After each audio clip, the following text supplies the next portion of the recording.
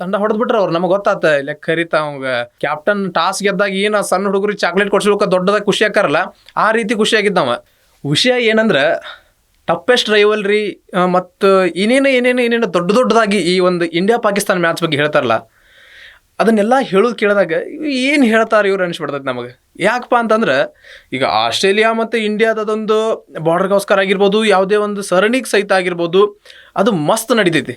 ಹೆಂಗಂದ್ರೆ ಪ್ರತಿಯೊಬ್ಬರು ಅದನ್ನು ಏನಕ್ಕೈತಿ ಏನಂತ ಕುತೂಹಲದಿಂದ ನೋಡ್ಬೇಕಾಗ್ತೈತಿ. ಆದರೆ ಈ ಇಂಡಿಯಾ ಪಾಕಿಸ್ತಾನ ಮ್ಯಾಚ್ ಅಂತ ಬಂದಾಗ ನೀವೆಲ್ಲರೂ ಒಂದು ಉತ್ತರ ಕರ್ನಾಟಕ ಕಡೆದು ಒಂದು ಡೈಲಾಗ್ ಕೇಳಿರ್ಬೇಕು. ಏನಂದ್ರೆ ಒಬ್ಬ ಹಾವೇರಿ ಮೂಲದ ಒಬ್ಬ ವ್ಯಕ್ತಿ ಸ್ಟೋರಿ ವಿಚಾರಕ್ಕೆ ಬಂದಾಗ ಒಂದು ಮಾತು ಹೇಳ್ತಾನೆ. ಏನಂದ್ರೆ ಅವ್ನು ನನ್ನ ಲೆವೆಲ್ಲಿಗೆ ಅಲ್ಲ ಹಿಂಗೊಂದೇನೋ ಒಂದು ಡೈಲಾಗ್ ಐತಿ, ನೀವೆಲ್ಲ ಕೇಳಿರ್ಬೇಕು ಅದನ್ನ. ಯಾಕಂದ್ರೆ ಬಹಳಷ್ಟು ವೈರಲ್ ಕೂಡ ಆಗಿ ಟ್ರೆಂಡಿಂಗ್ ಕೂಡ ಇತ್ತದ ಅಂತ ಒಂದು ಡೈಲಾಗ್. ನನ್ಗೆ ಇಡೇ ಫುಲ್ ಮ್ಯಾಚ್ ನೋಡ್ಬೇಕಾರೆ ಆ ಡೈಲಾಗ್ ನೆನಪು ಬರೋದು. ಅವ್ರು ಹೇಳಿದ್ದು ನಮ್ಮ ಈ ಒಂದು ಇಂಡಿಯಾ ಪಾಕಿಸ್ತಾನ ಮ್ಯಾಚಿಗೆ ಸರಿಯಾಗೈತಲ್ಲಪ್ಪ ಅಂತೇಳಿ. ವಿಷಯ ಏನಂದ್ರೆ ಪಾಕಿಸ್ತಾನದ ನಮ್ಮ ಲೆವೆಲ್ಲಿಗೆ ಅಲ್ಲ ಅವ್ರು ಹೇಳ್ಬೇಕಂದ್ರೆ, ಆದ್ರೆ ಸುಮ್ಮನೆ ಒಂದು ಜಾಹೀರಾತು ಮತ್ತೊಂದು ಕಮರ್ಷಿಯಲ್ ಕಾರಣದಿಂದಾಗಿ ಆ ಒಂದು ಮ್ಯಾಚಿಗೆ ದೊಡ್ಡ ಬಿಲ್ಡಪ್ ಕೊಡ್ತಾರ. ನಾವು ಲೆಕ್ಕಾಚಾರ ಹಾಕಿ ನೋಡೋದಾದ್ರೆ ಇಂಡಿಯಾ ಪಾಕಿಸ್ತಾನ ಮ್ಯಾಚ್ 9 ಸಾರಿ ಮುಖಾಮುಖಿ ಆಗ್ತಾರ. ಆದ್ರೆ ಆ 9 ಸಾರಿ ಒಳಗೆ 8 ಸಲ ಭಾರತ ಗೆಲ್ತೈತಿ, ಪಾಕಿಸ್ತಾನ ಒಂದು ಸಲ ಗೆಲ್ತೈತಿ. ಆದ್ರೆ ಇವತ್ತಿನ ಮ್ಯಾಚ್ ನಾವು ನೋಡಿದಾಗ ಇಂಡಿಯಾ ಪಾಕಿಸ್ತಾನ ಟಾಸ್ ಆಗ್ತೈತಿ. ಟಾಸ್ ಆದೊಳಕ ಅಂದ್ರೆ ಇಲ್ಲಿ ನೋಡ್ರಿ, ಟಾಸ್ ಒಳಗೆ ದೊಡ್ಡ ಮಜಾ ಏನಂದ್ರೆ ಸೂರ್ಯಕುಮಾರ್ ಯಾದವ್ ಬರ್ತಾನ ಮತ್ತು ಒಳ್ಳೆ ಪಾಕಿಸ್ತಾನ ಕ್ಯಾಪ್ಟನ್ ಸಹಿತ ಬರ್ತಾನ. ಇಲ್ಲಿ ಸೂರ್ಯಕುಮಾರ್ ಯಾದವ್ ಟಾಸ್ ಮಾಡುವಾಗ ಆಯಿತು, ಟಾಸ್ ಮಾಡಿದ ಮೇಲೆ ಆತು, ಒಟ್ಟು ಅವ್ರ ಕ್ಯಾಪ್ಟನ್ ಮಕನ ನೋಡೋದಿಲ್ಲ. ಇಲ್ಲಿ ಶೇಕ್ ಹ್ಯಾಂಡ್ ಬಗ್ಗೆ ಒಂದು ದೊಡ್ಡ ವಿಷಯ ಹಬ್ಬಿತ್ತು, ಚರ್ಚೆ ಆಗತ್ತಿತ್ತು, ಅದು ಬೇರೆ. ಇಲ್ಲಿ ಅವ್ನ ಮಕನ ನೋಡ್ದ ಇದ್ದಾಗ ಶೇಕ್ ಹ್ಯಾಂಡ್ ಭಾಳ ಅಂದ್ರೆ ಭಾಳ ದೂರ ಹೋಗ್ಬಿಡ್ತದ. ಅವ್ನ ಮಕ ಸದ್ಯಕ್ಕೆ ನೋಡೋದಿಲ್ರಿ, ತನ್ನ ಶೂಸ್ ನೋಡ್ಕೋತಾನ. ಕರೆ ಸೂರ್ಯಕುಮಾರ್ ಯಾದವ್ ಆ ಒಂದು ಪಾಕಿಸ್ತಾನ ಕ್ಯಾಪ್ಟನ್ ಮಕ ಸಹಿತ ನೋಡೋದಿಲ್ಲ. ಏನು ಮಾಡ್ತೀರಿ? ಆಮೇಲೆ ಮ್ಯಾಚ್ ಸ್ಟಾರ್ಟ್ ಆಯಿತು. ಅಭಿಷೇಕ್ ಶರ್ಮಾ ಅವರು ಡಕ್ಔಟ್ ಆದ್ರೆ ಏನು ಪರವಾಗಿಲ್ಲ, ಒಬ್ಬರು ಡಕ್ಔಟ್ ಆದ್ರೆ ಹೋಯ್ತು.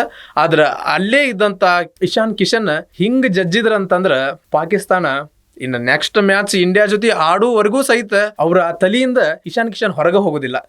ಯಾಕಡೆ ತಿಳ್ತಿದ್ದ ಅಕ್ಕಾಡ್ರಿ, ಹಿಂಗ್ ಬಂತ ಇಕ್ಕಾಡಿ ಬಂತ ಇಕ್ಕಾಡಿ ನಡಿ ಅಕ್ಕಾಡಿ ಅಂತೇಳಿ ಹಂಗ ರುಬ್ಬೋಗಲ್ಲ ಹಾಕಿ ಹಂಗ ರುಬ್ಬದಂಗೆ ಮಾಡಿಬಿಟ್ರೆ ನೋಡ್ರಿ. ಇನ್ನು ಮತ್ತೊಳ್ಳಿ ಪಾಕಿಸ್ತಾನ ವಿಷಯಕ್ಕೆ ಬರೋದಾದ್ರೆ ಇಲ್ಲಿ ಏನಂದ್ರೆ ಇಂಡಿಯಾ ಒಂದು ದೊಡ್ಡದಂತ ಮೊತ್ತವನ್ನ ಕೊಟ್ಟು ಪಾಕಿಸ್ತಾನ ಅವಾಗ್ಲೇ ತಂಡ ಹೊಡೆದ್ಬಿಟ್ರ ಅವ್ರು. ನಮಗೆ ಗೊತ್ತಾತ ಲೆಕ್ಕ ಕರಿತ ಅವಂಗ ಕ್ಯಾಪ್ಟನ್ ಟಾಸ್ ಗೆದ್ದಾಗ ಏನ ಸಣ್ಣ ಹುಡುಗರಿಗೆ ಚಾಕ್ಲೇಟ್ ಕೊಡ್ಸ್ಬೇಕು ದೊಡ್ಡದಾಗ ಖುಷಿ ಆಕಾರಲ್ಲ, ಆ ರೀತಿ ಖುಷಿ ಆಗಿದ್ದವ. ಅದನ್ನ ಟಾಸ್ ಗೆದ್ದಾಗಿನ ಖುಷಿ ಆ ಮ್ಯಾಚ್ ಆಡ್ಬೇಕಾದ್ರೆ ಯಾವಾಗ ಇಂಡಿಯಾ 150 ದಾಡ್ತು, ಈ ಇನ್ನೂ ಓವರ್ಗಳು ಇರುವಾಗ ಅವಾಗ ಒಂದು ಗೊತ್ತಾಗ್ಬಿಡುತ್ತೆ ಬೈ ಚೆಟ್ ನಮ್ದು ಅನ್ನೋದು. ಹಿಂಗಿದ ಅದೊಂದು ಇವತ್ತೊಂದು ರೆಕಾರ್ಡ್ ಕೂಡ ಹೌದು ನಮ್ದು. ಏನಂದ್ರೆ 160 ರನ್ ಇಂಡಿಯಾ ಪಾಕಿಸ್ತಾನ 2 ಮ್ಯಾಚ್ ನಡುವೆ ಯಾವತ್ತೂ ಕೂಡ T20ಯಲ್ಲಿ 160 ರನ್ ದಾಟಿರಲಿಲ್ಲ. ಇವತ್ತು ಇಂಡಿಯಾ ಒಂದು 160 ಗಡಿ ದಾಟಿ ಒಂದು ಹೊಸ ದಾಖಲೆ ಸೃಷ್ಟಿ ಮಾಡ್ತಾ. ಹಿಂಗಿದ್ದಾಗ ಇಂಡಿಯಾ ಒಂದು ಮೊತ್ತ ಕೊಡ್ತು, ಪಾಕಿಸ್ತಾನ ಬ್ಯಾಟಿಂಗ್ ಸ್ಟಾರ್ಟ್ ಆದ. ಪಾಕಿಸ್ತಾನ ಬ್ಯಾಟಿಂಗ್ ಸ್ಟಾರ್ಟ್ ಆದ ತಕ್ಷಣ ಅಂದ್ರೆ ನೋಡ್ಬೇಕ್ರಿ ನೀವು ಇವ್ರದ್ದು ಇನ್ನು ಒಂದು 6 ಜನ ಸಿಂಗಲ್ ಡಿಜಿಟಿಗೆ ಔಟ್ ಆಗ್ತಾರೆ. 6 ಜನ ಸಿಂಗಲ್ ಡಿಜಿಟಿಗೆ ಔಟ್ ಆದ್ರೆ ಇದರಲ್ಲಿ 3 ಜನ ಡಕ್ಔಟ್ ಆಗ್ತಾರೆ. ಇಂಥ ಒಂದು ಟೀಮ್ ಯಾವ ರೇಂಜಿಗೆ ಅಂತಂದ್ರೆ ಭಾರತಕ್ಕೆ 61 ರನ್ಗಳ ಭರ್ಜರಿ ಜಯ. ಇದಕ್ಕೆ ಟಫೆಸ್ಟ್ ರೆವೆಲರಿ ಅದು ಇದು ಮತ್ತೊಂದು ಯಾಕಂತಾರೋ ಏನೋಪ್ಪ. ನಂಗೆ ಕಡೆ ಮಠ ಏನು ಅನಿಸ್ತು ಆ ಮ್ಯಾಚ್ ನೋಡ್ಬೇಕಂದ್ರೆ ಆ ಡೈಲಾಗ್ ನೆನಪಾಗೋದು ನಂಗೆ ಬರೀ ನಮ್ಮ ಲೆವೆಲ್ಲಿಗೆ ಅಲ್ಲ, ಒಂದು ಎಕ್ಸ್ಟ್ರಾ ಏನೋ ಮಸ್ತ್ ಇತ್ತು ಆ ಡೈಲಾಗ್, ಅದನ್ನ ನೆನಪಾಗೋದು ನನಗೆ.